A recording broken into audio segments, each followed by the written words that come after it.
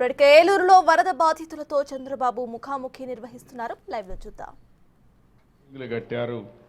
ఎక్కడికక్కడ నీళ్లు పోవలసిన బుడమేరుని ఇష్టానుసారంగా అక్రమ కట్టడాలకు నాంది పలికే పరిస్థితి వచ్చారు. ఒక పక్క ప్రకృతి ఓసారి మన పట్ల చిన్న చూపు చూసినప్పుడు ఇలాంటి వరదలు వస్తూ ఉంటాయి. అదే సమయంలో మనం కూడా కొన్ని వాతావరణంలో పెనుమార్పులు వచ్చే విధంగా మనం కూడా చేశాం కాబట్టి ఇప్పుడు చూస్తూ ఉంటే ఎక్కడ చూసినా క్లౌడ్ బరస్టింగ్ అంటే ఆకాశంలో ఉండే మేఘాలు ఒకేసారి వర్షంగా మారిపోయి ఒకే ప్రాంతంలో కుంభవృష్టి వర్షం వచ్చే పరిస్థితి వస్తూ ఉంది. ఇవన్నీ వచ్చి మళ్ళా మనుషులు చేసే తప్పులు ఇప్పుడు ఇక్కడ చూసాం. ఎక్కడ చూసినా ఒక డ్రైన్ కూడా తవ్విన పాపాన పోలేదు, ఒక కాలువ తవ్విన పాపాన పోలేదు.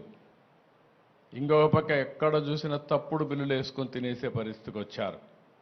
అన్ని పాపాలు వీళ్ళు చేసిన పాపాలు మన పట్ల శాపాలుగా మారాయి. ఈరోజు మన అందరం కూడా ఇబ్బందుల్లో పడే పరిస్థితి వచ్చింది. నేను చాలాసార్లు మీకు ఒక మాట చెప్పాను. 5 సంవత్సరాల పరిపాలన ఒక దుర్మార్గమైన పరిపాలన. ఆ పరిపాలన యొక్క ఫలితాలు మీరు చూస్తే వ్యవస్థలు మొత్తం భ్రష్టు పట్టాయి. పనిచేసే వ్యక్తులు పనిచేయలేని పరిస్థితికి వచ్చారు. కడాన ఇవన్నిటి వల్ల ఇలాంటి విపత్తు వచ్చినప్పుడు నష్టపోయేది ప్రజలే నష్టపోయారు. అందుకని నాకు 10 రోజులు పట్టింది. మొదటి 2 రోజులు నేను అధికార యంత్రాంగాన్ని ముందుకు పోమన్నా పోయే పరిస్థితులు కూడా లేరు. అక్కడి నుంచి నేను అక్కడే ఉండి కడాన మీరు ఒకసారి చూస్తే బుడమేరులో దగ్గర 5 రోజులు రామానాయుడు అక్కడే ఉండి గండ్లు పూడ్చే పరిస్థితి వచ్చారు. ఆ గండ్లు పూడ్చారు కాబట్టి విజయవాడకు వచ్చే నీళ్లు ఆగే పరిస్థితి వచ్చింది. 2 మార్గాలు. ఒకటి సిటీలో ఉండే నీరు బయట పంపించాలి, పైన వచ్చే నీరు ఆపాలి. పైన నీరు ఆపాలంటే గండ్లన్నీ పూడ్చాలి. గండ్లు పూడ్చాలంటే వాతావరణం సహకరించలేదు, వర్షాలు పడ్డాయి. ఆ గట్టంతా కూడా ఎక్కడికక్కడ దిగబడే పరిస్థితి ఉంది. దాంట్లో మళ్ళా ఒక లారీయో ఒక ట్రాక్టరో తీసుకపోతే లేకుంటే ఒక ప్రొక్లైన్ తీసుకపోతే అది కూడా కూరకపోయే పరిస్థితి వచ్చింది. అయినా ఎక్కడికక్కడ మళ్ళీ దాన్ని లాక్కుంటూ మళ్ళీ పెద్ద పెద్ద బోల్డర్లు తీసుకొచ్చి ఓసారి ప్రవాహానికి అడ్డుగా కట్టాలంటే మట్టేస్తే కొట్టుకొని పోతుంది, ఇసుకేస్తే కొట్టుకొని పోతుంది. అలాంటప్పుడు దగ్గర 100 టన్నులు ఒక రాళ్ళు తీసుకొచ్చి పెద్ద పెద్ద బోల్డర్స్ తీసుకొచ్చి అక్కడ వేస్తే దానిపైన మళ్ళా మట్టేసి కన్సాలిడేట్ చేసి ఒక విధంగా చెప్పాలంటే ఒక యుద్ధమే చేశాం అక్కడ. కడాన ఆర్మీ వాళ్ళు చెప్పారు మా వల్ల కూడా కావలేదు, మేము చాలా టెక్నాలజీ చూసాం కానీ ఇలాంటి టెక్నాలజీ మా దగ్గర లేదని వాళ్ళ చేతులు ఎత్తేస్తే కాదని మన వాళ్ళు నిరూపించారు. దానికి మనస్ఫూర్తిగా ఇరిగేషన్ డిపార్ట్మెంట్ని రామానాయుడు కూడా అభినందిస్తున్నా. అది జరిగిన తర్వాత మీరు చూస్తే ఏమాత్రం సిగ్గుపడకుండా ఒక రాజకీయ పార్టీ ఇంకా కూడా మాట్లాడే పరిస్థితికి వచ్చారు. ఇంకో పక్కన మీరు చూశారు ఒక్కొక్క బోటు 50 టన్నుల వెయిట్ ఉండే బోట్ని, అది కూడా ఏదైతే ఎవరైనా బోట్ ఉంటే ఆ బోట్ని జాగ్రత్తగా పెట్టుకుంటాం. అలాంటిది 3 బోట్లు ఒకటిగా కట్టి 11,40,000 క్యూసెక్స్ ఆఫ్ వాటర్ నదిలో వస్తూ ఉంటే అప్పుడు ఈ వదిలిపెట్టారు. ఇప్పుడు మాట్లాడుతున్నారు ఎట్టొచ్చాయో తెలియదని. ఈ 4 వచ్చి కౌంటర్ వెయిట్ అని కాలంకు మధ్య సపోర్టింగ్ కడతాం. అది కూడా 15 టన్నుల వెయిట్ ఉండే కౌంటర్ వెయిట్ నుంచి గుద్దాయి. ఆ హైట్కి వచ్చి గుద్దితే ఆ కౌంటర్ వెయిట్ 2గా విరిగిపోయే పరిస్థితికి వచ్చాయి 3 కాలమ్స్లో.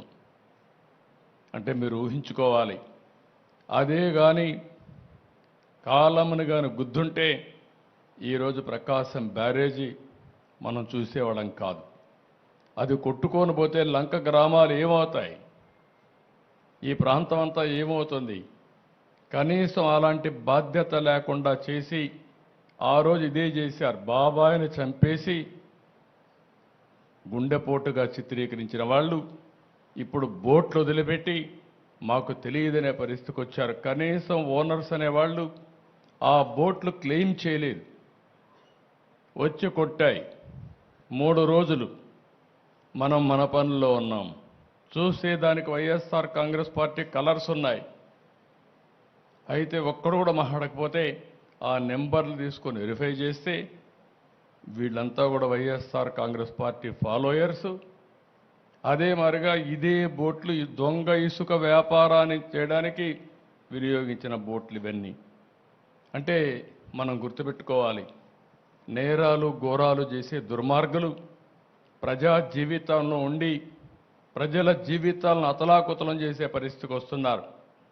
నేను ఒక పక్క వరదలు వచ్చాయి, వరదల్ని ఏ విధంగా ఆదుకోవాలి, అక్కడికి పోతే భయంకరమైన పరిస్థితులు. 1 రోజు కాదు, 2 రోజులు కాదు, 3 రోజులు కాదు, వరద తగ్గడం లేదు.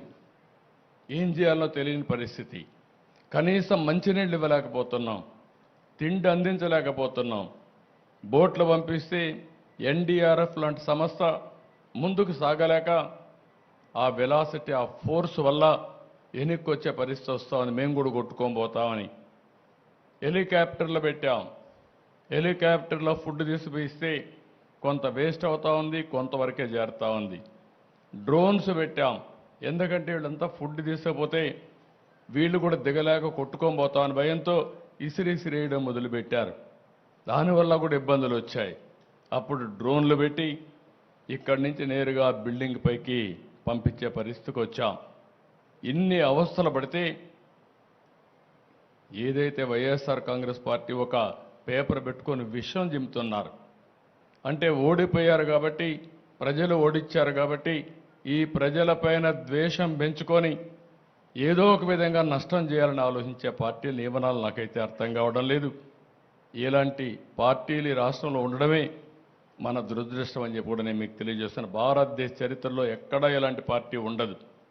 నేరస్తులు రాజకీయాల్లోకి వస్తే, నేరస్తులు రాజకీయ ముసుగులో ఇలాంటి నేరాలు ఘోరాలు చేసి ప్రజా జీవితాన్ని అతలాకుతలం చేసినప్పుడు ప్రజలందరూ అర్థం చేసుకోవాల్సిన అవసరం ఉంది.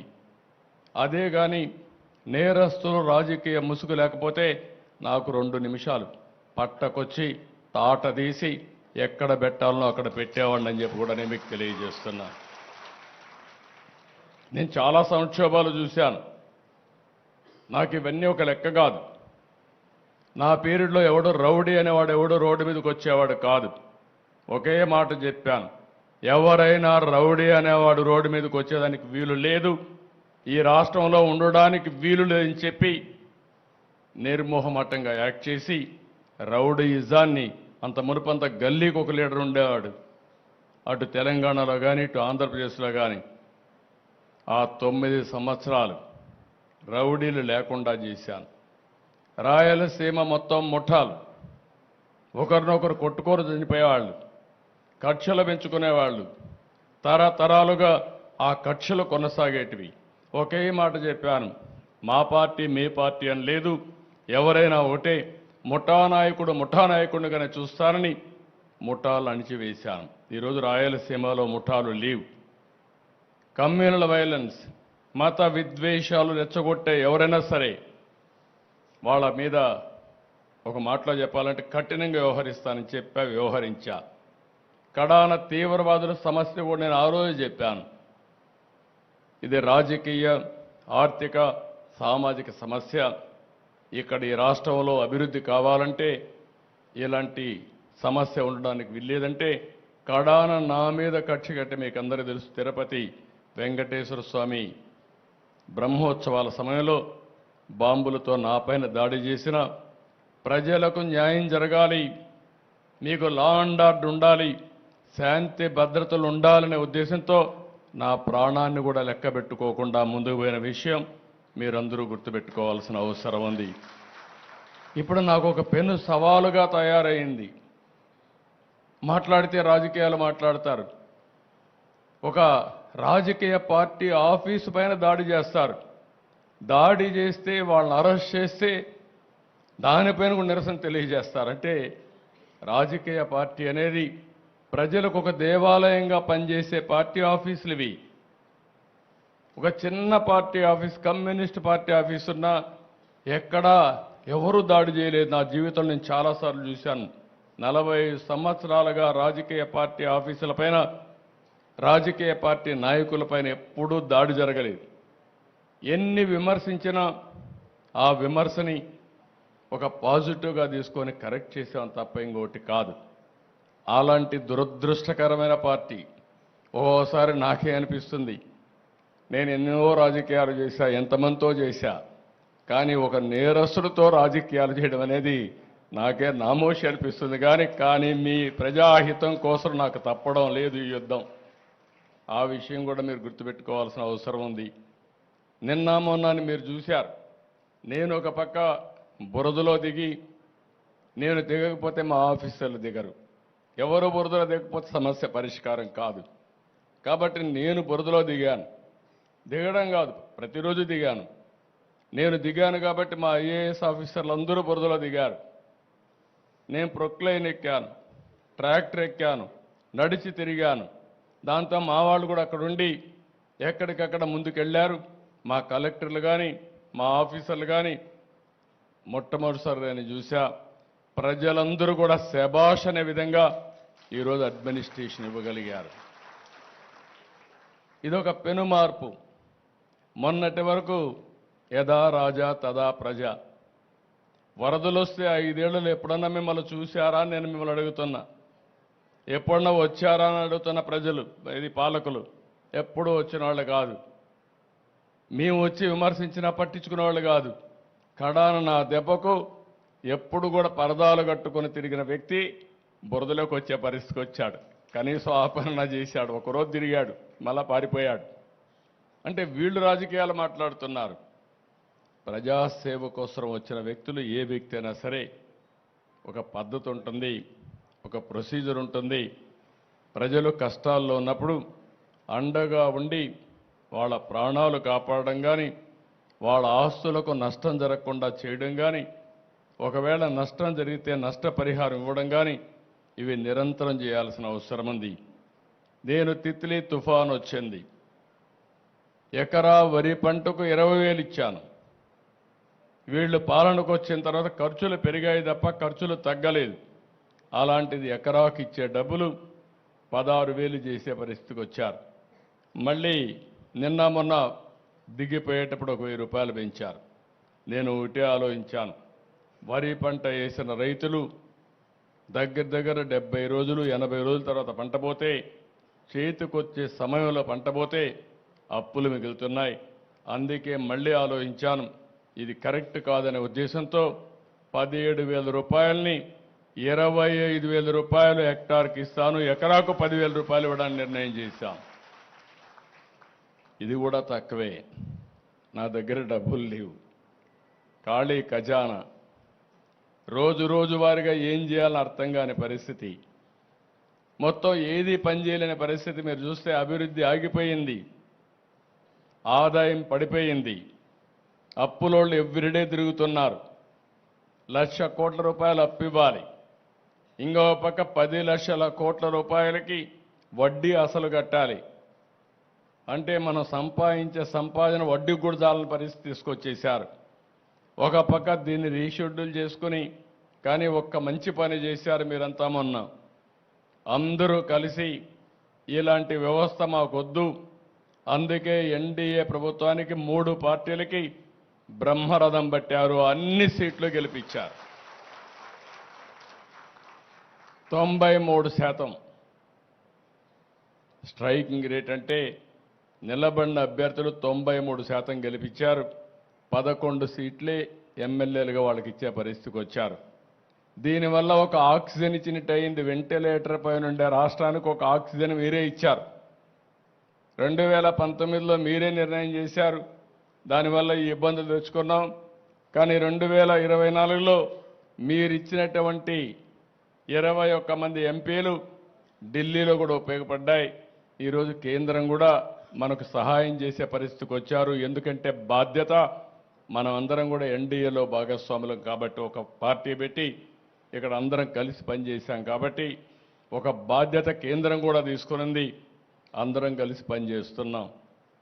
కానీ ఈరోజు మీరు చూసినప్పుడు ఇక్కడికి వచ్చినప్పుడు నేను ఎందుకు ఈ విషయాలు మీకు చెప్తున్నానంటే, నేను ఎప్పుడూ రాజకీయాలు మాట్లాడేవాడిని కాదు. ఇది రాజకీయ పరిపాలన, పొలిటికల్ గవర్నెన్స్. మీరేసింది ఓట్లు ఎన్డీఏ గవర్నమెంట్కి వేశారు. ఎన్డీఏ నన్ను ముఖ్యమంత్రిగా ఎన్నుకున్నారు, ఎమ్మెల్యేలందరూ కలిసి ఎన్నుకున్నప్పుడు మేము ఏదైతే మీకు హామీ ఇచ్చామో ఆ హామీలు నెరవేర్చి మీ జీవితాలకు మళ్ళీ వెలుగు తీసుకొచ్చే బాధ్యత మేము తీసుకోవాల్సిన అవసరం ఉందని చెప్పి కూడా నేను మీకు తెలియజేస్తున్నా. అందుకని నేను ఈరోజు వచ్చినప్పుడు ఎప్పుడు కూడా ఈరోజు 2 జిల్లాలు 3 జిల్లాలు అయింది పశ్చిమ గోదావరి జిల్లా. అయితే గోదావరి జిల్లాలు ఎప్పుడూ తెలుగుదేశం పార్టీకి అండగా నిలబడ్డాయి. ఈసారి ఎన్డీఏ కూడా అదే విధంగా అండగా నిలబడి మీరు సహకరించారు. ఇప్పుడే కలెక్టర్ గారు కొన్ని ఇక్కడ ప్రజెంటేషన్ చేశారు, కొన్ని విషయాలు చెప్పారు. ఇవన్నీ కూడా నేను చూశాను. నేను ఒకటే మీ అందరికీ హామీ ఇస్తున్నా, ప్రతి ఒక్క వ్యక్తికి న్యాయం చేయడం కోసం మేము ఉంటాం, కాలక్షేపం చెయ్యం. 17వ తారీఖు లోపల వ్యవసాయంలో నష్టం జరిగినా, పశువులు ఏమైనా చనిపోయినా, ఇంకో పక్కన హార్టికల్చర్లో దెబ్బతిన్నా, ఇండ్లు ఏదైనా నష్టపోయినా, లేకపోతే మీకు ఏ నష్టపరిహారం జరిగినా నామ్స్ ఉన్నాయి, అవన్నీ కూడా రివైజ్ చేసి నేను పంపిస్తాను. వరికి మాత్రం 10,000 రూపాయలు ఎకరాకి ఇవ్వడం ఈరోజు ఇక్కడికి వచ్చానని నిర్ణయం చేసుకున్నాను. ఎక్కువ నష్టపోయింది రైతులే నష్టపోయారు, అది కూడా ఇస్తా. అది కాకుండా ఈ జిల్లాలో ఇప్పుడే కాదు, తమ్మిలేరు, ఇంకొక పక్కన ఎర్ర కాలువ, ఈ 2 ఎప్పుడు మనకి ఇబ్బంది కలిగిస్తున్నాయి. అదే మరిగా ఉప్పిటేరైతే ఎప్పటి నుంచో కోరుకుంది రెగ్యులేటర్ కూడా కట్టాలని. దానికి కూడా మనం సీరియస్గా ఆలోచించుకొని తప్పకుండా ఇక్కడే రామానాయుడు గారు ఉన్నారు మంత్రిగా, ఇప్పుడు ఉప్పిటేరు కూడా ఆయన మంత్రి కాబట్టి, ఇరిగేషన్ మంత్రి ఆయన కాబట్టి డ్రైనేజ్ కూడా ఆయన చూస్తాడు కాబట్టి దాన్ని సాధ్యాసాధ్యాలు అన్నీ చూసుకొని, ఇప్పుడు ఇంకొక పక్కన కూడా మనందరికీ ఒక ప్రాబ్లం కూడా ఉంది. ఈ ప్రాంతంలో మనం గుర్తుపెట్టుకోవాలి. ఒకప్పుడు మీరు చూస్తే పోలవరం ప్రాజెక్టు పూర్తయి ఉంటే రాష్ట్రంలో చాలా వరకు సుభిక్షంగా ఉండడానికి అవకాశం వచ్చేది. పోలవరం రాష్ట్రానికి ఒక వరం. పోలవరం పూర్తయి నదులు అనుసంధానం చేస్తే ఈ రాష్ట్రంలో కరువు అనే మాట ఉండదు. కానీ ఆ పోలవరాన్ని కూడా ముంచేశాడు దుర్మార్గుడు.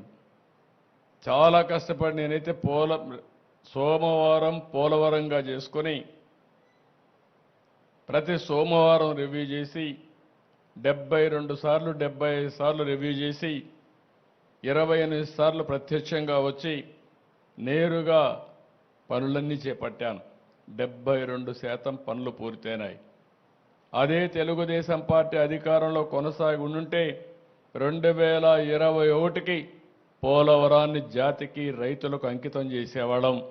అలాంటిది డిలే అయిపోయింది. డయాఫామ్ వాల్ గోదావరిలో కలిపేశాడు. ఇంకో పక్కన పనులన్నీ ఆగిపోయినాయి.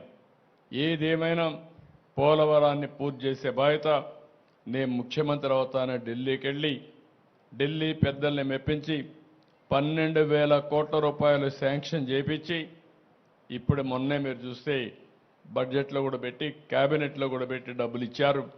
తొందరలోనే పోలవరం పనులు మళ్ళీ ట్రాక్లో పెడతాం, పూర్తి అవుతుంది. దీనివల్ల చింతలపూడి ఇలాంటి లిఫ్ట్ ఇరిగేషన్ని పూర్తి చేసి ఈ 2 జిల్లాల్లో ప్రతి ఒక్క ఎకరాకు నీళ్లు ఇచ్చే అవకాశం వస్తుంది. ఇంకొక విషయం కూడా మీరు గుర్తుపెట్టుకోవాల్సింది, మనకెప్పుడు వరదలు వస్తాయి, తుఫాన్లు ఉంటాయి. కానీ ఇలాంటి తుఫాన్లు వచ్చినప్పుడు, వరదలు వచ్చినప్పుడు జాగ్రత్తగా ఉండడం మనందరి బాధ్యత. డ్రైన్స్ అన్నీ ప్రాపర్గా ఉండాలి. ఎక్కడ వర్షం పడినా దాన్ని పర్యవేక్షించే వ్యవస్థ సక్రమంగా ఉండాలి. ఇప్పుడు డ్రోన్స్ వచ్చాయి. ఇప్పుడే ఒక చిన్న ఎగ్జాంపుల్ చూపించారు. ఎవరైనా వాటర్లో చిక్కుంటే ఒకప్పుడు నేరుగా హెలికాప్టర్ పంపించి తెప్పించేవాళ్ళం, తీసుకొచ్చేవాళ్ళం, వాళ్ళని రక్షించేవాళ్ళం. ఈరోజు డ్రోన్ పంపిస్తే వాళ్ళు ఈజీగా బయట వచ్చే పరిస్థితి కూడా వస్తూ ఉంది. టెక్నాలజీలో పెను మార్పులు వచ్చాయి. ఆ మార్పులు కూడా ఉపయోగించుకుంటాం.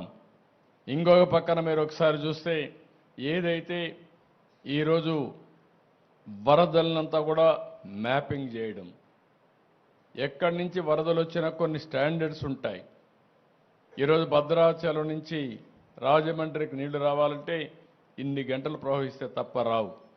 అలాంటివి వచ్చినప్పుడు తగిన జాగ్రత్తలు ఏం తీసుకోవాలనో అవన్నీ కూడా తీసుకుని, ఎక్కడ కూడా వరదలు వచ్చినప్పుడు జాగ్రత్తలు ఏం తీసుకోవాలనో అవన్నీ కూడా చేయాల్సిన అవసరం ఉంది. నేను నిన్నే చూశాను, రఘురామకృష్ణరాజు గారు ఎమ్మెల్యే అయిన తర్వాత బ్రహ్మాండంగా డ్రైన్స్ అన్ని కూడా ప్రజలందరినీ చైతన్యపరిచి వాళ్ళ దగ్గర ఫండ్స్ కూడా మొబిలైజ్ చేసి బ్రహ్మాండంగా చేశాడు. ఇది ప్రజా చైతన్యానికి మారు పేరు. ఒకప్పుడు రైతు సంఘాలను పెట్టాం, సాగునీటి సంఘాలను పెట్టి కాలువలను కానీ మురికి కాలువలు కానీ అక్కడ రిపేర్లు చేసే బాధ్యత వాళ్ళకే అప్పచెప్తే కడాన అవి కూడా తీసేసే పరిస్థితికి వచ్చారు. మళ్ళీ ఈ నెలలోనే ఎన్నికలు పెట్టాలనుకున్నాం, కానీ ఈ వరదల వల్ల కొంచెం డిలే అయింది. మళ్ళా సాగునీటి సంఘాలు వస్తాయి. అన్ని విధాల మిమ్మల్ని ఆదుకోవడానికి ఏం చేయాలని అవన్నీ చేస్తాం. ఇప్పుడే కైకులూరు ఎమ్మెల్యే కూడా చెప్పినప్పుడు ఒక మాట అన్నారు, ఏదైతే ఉప్పిటేరు పైన ఒక రైల్వే బ్రిడ్జి కడితే ఇప్పుడే మనం చూసాం, అది బ్రిడ్జి కట్టేది పైన కట్టాలి. బ్రిటిష్ వాళ్ళు చాలా తెలివి కట్టేవాళ్ళు, హైట్లో కట్టి ఎంత నీరు వచ్చినా పోకుండా కిందికి వెళ్ళిపోయే సుజావుగా, ఎంత వరద వచ్చినా కూడా. ఇప్పుడు ఆ బ్రిడ్జ్ చూస్తే అది బ్రిడ్జ్ కాదు, నీళ్లు నిలిపే ఆయకట్ట మారుగా, ఆనకట్ట మారుగా ఉంది. అది నీళ్లు ఎంతవరకు ఉన్నాయో అంతవరకు కట్టేశారు. అడ్డంకులు బోల్డని అడ్డంకులు పెట్టే పరిస్థితి వచ్చారు. ఇప్పుడైతే ఆ రైల్వే బ్రిడ్జి కట్టారు, కానీ ఏం చేయాలనో వాళ్ళతో మాట్లాడతాం, ఇరిగేషన్తో కూడా మాట్లాడి ఏం చేయాలనో చేస్తామని చెప్పి కూడా నేను మీకు తెలియజేస్తున్నా. ఇక్కడికి వచ్చినప్పుడు ఏదైతే ఇదే టౌన్లో ఒక చిన్న విషయం ఇప్పుడు చెప్పారు, శనివారిపేటలో ఏలూరు టౌన్లో 15 కోట్లతో ఒక బ్రిడ్జి కడితే దానివల్ల చాలా వరకు ఉపయోగపడుతుందని ఇప్పుడే ఎమ్మెల్యే గారు రిప్రజెంట్ చేశాడు. నేనే చూశాను. అక్కడ తమ్మిలేరు పైన శనివారిపేటలో ఈ కాజువే కావాలని చెప్పి అడిగారు.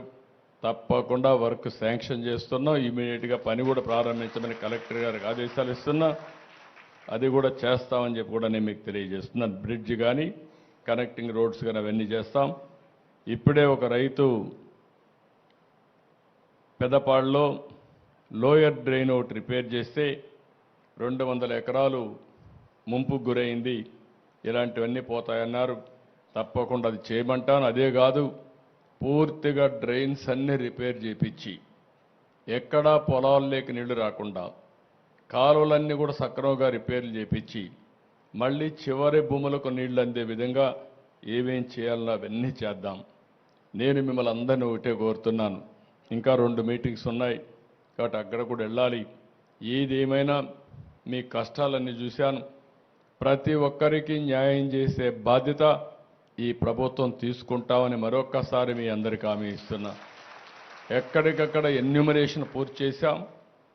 అదే సమయంలో అవన్నీ కూడా ట్రాన్స్పరెంట్గా జవాబుదారీతనంతో ప్రతి ఒక్క రిక్వెస్ట్ని, ప్రతి ఒక్క నష్టాన్ని పూర్తిగా మిమ్మల్ని ఆదుకునే విధంగా ఏమేం చేయాలని అవన్నీ చేస్తాం. నేను ఎప్పుడు కూడా పరిపాలనలో మీరు ఒకటే గుర్తుపెట్టుకోవాలి, రాజకీయాలకు అతీతంగా పరిపాలన చేస్తాం. అదే సమయంలో రాజకీయ పరిపాలన ఉంటుంది. ఈరోజు ఒక ముఖ్యమంత్రిగా నన్ను ఎవరు మాట్లాడినా తెలుగుదేశం పార్టీ అధ్యక్షుడిగా ముఖ్యమంత్రి అయ్యారని చెప్తారు తప్ప ఇంకోటి కాదు. ఈరోజు ఎన్డీఏ పరిపాలన ఒక సుపరిపాలన ఇవ్వాలనే కంకణంతో మేము ముందుకు పోతున్నాం. నేను కానీ మా మిత్రుడు పవన్ కళ్యాణ్ గారు కానీ బీజేపీ కానీ అందరం కలిసి సమిష్టిగా ఏం చేయాలో చేస్తామని చెప్పి కూడా నేను మీకు తెలియజేస్తున్నా. ఇంకొక పక్క 170 మంది కౌలు రైతులున్నారు. ఈరోజు పెట్టుబడి పెట్టింది కౌలు రైతు పెట్టాడు. కౌలు రైతు పెట్టుబడి పెట్టి రైతుకు కూడా డబ్బులు ఇచ్చి తద్వారా ముందుకు పోయే పరిస్థితిలో నష్టపరిహారం మళ్ళీ ఆయనకి ఇవ్వకపోతే చాలా అన్యాయంగా ఉంటుంది. మొన్నే మేము క్యాబినెట్లో అన్ని విషయాలు ఆలోచించాం. ఇప్పుడిచ్చే నష్టపరిహారం ఇన్పుట్ సబ్సిడీ నేరుగా కౌలు రైతుకే ఇమ్మని చెప్పి ఆదేశాలు ఇస్తున్నా. దానికి కూడా శ్రీకారం చుడతాం. అది కూడా చేస్తామని చెప్పి నేను మీకు తెలియజేసుకుంటూ మరొకసారి మీ అందరినీ ఒకసారి నేరుగా కలిసి ఒక భరోసా ఇవ్వడం, మళ్ళీ మీ అందరిలో ఒక చైతన్యం తీసుకురావడం, భవిష్యత్తులో కూడా వరదని కానీ తుఫాను కానీ సమర్థవంతంగా ఎదుర్కోవాలంటే ఏం చేయాలో అవన్నీ చేద్దాం. మిగిలిన కార్యక్రమాలు నేను ఎప్పటికప్పుడు ఏం చేయాలో మీ అందరితో మాట్లాడుతూనే ఉంటాను. నేను మిమ్మల్ని ఒకటే కోరుతున్నా, గెలిపించాం కాబట్టి మా పని అయిపోయిందని ఇంటికాడ కూర్చుంటే ఈ దుర్మార్గులతో పోరాడాలన్నా మాకు కూడా కొన్ని సమస్యలు ఉంటాయి. గెలిపించిన తర్వాత ఈ ప్రభుత్వాన్ని నడిపించే బాధ్యత కూడా మీదేనని మరొక్కసారి మీ అందరికీ విజ్ఞప్తి చేస్తున్నా. అనునిత్యం మీకోసం పనిచేస్తాం, రాత్రింబగుళ్ళో పనిచేస్తాం, మీ కష్టాలు తీరుస్తాం. మీ భవిష్యత్తులో ఒక మంచి జీవితాలు ఉండే విధంగా ఏం చేయాలనో చేసే విధంగా కూడా ముందుకు పోతాం. మేము చేసే పని మీకోసం చేస్తున్నాం. నేను అందుకే నిన్న కూడా చెప్పాను, ఆ రోజు ఈ రోజు ఎప్పుడు నేను మీకోసమే పనిచేస్తున్నాను. నేను పనిచేసినప్పుడు మీరంతా కూడా ఎంతో అభిమానంతో మమ్మల్ని ఆదరించే పరిస్థితికి వచ్చారు. ఇప్పుడుండే మా వేదిక పైన ప్రతి ఒక్కరు కూడా మీరు చూశారు. నిన్న మా పార్థసారథి గారు అయితే నూజివీడు ఎమ్మెల్యేగా మంత్రిగా ఉండి అక్కడ పనిచేస్తూనే విజయవాడలో రాత్రింబగుళ్ళు వచ్చి కష్టపడ్డాడు. ఎవరి శక్తి ఎంతుంటే అంత కష్టపడ్డాం, ఇంకా కష్టపడుతున్నాం. 5 ఏళ్ళు కాదు, మీ జీవితాల్లో వెలుగు వచ్చే వరకు, మీ కష్టాలు తీర్చే వరకు మీకు అండగా ఉండడం మా బాధ్యత. అది చేస్తామని మరొక్కసారి మీ అందరికీ హామీ ఇస్తూ ఎల్లప్పుడూ మీ ఆశీస్సులు కోరుకుంటూ అందరికీ నమస్కారాలు. జై హింద్, జై ఎన్డీఏ.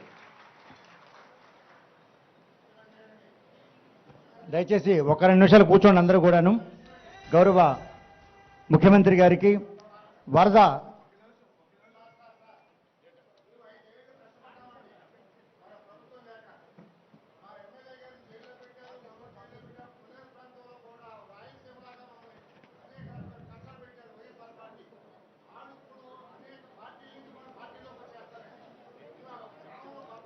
దయచేసి తర్వాత మాట్లాడదామండి.